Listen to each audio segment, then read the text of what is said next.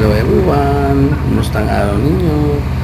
Ang ganda ng panahon dahil sa sikat ng araw. Ang ganda rin magbilad sa sikat ng araw. At dahil dyan, isang kamag-anak naman guys, ang niya para sa mag-island hopping kami. Ito na nga ang napag-usapan guys, ay pupuntan daw namin ang Vanishing Island. Yun na nga, masaya ang lahat ng kasama habang binabaybay namin ang Vanishing Island. Dahil sa mga nakikita namin magandang tanawin at taalo ng dagat. Pagdating sa amin sa Vanishing Island guys, ay dali-dali kayong bumaba at magpampisaw kami sa dagat dahil ito ay mababaw lang naman at may oras ang pagtas dito ng tubig. At yung mga kasama ko guys ay nagpakuha ng litrato para sa kanilang remembrance.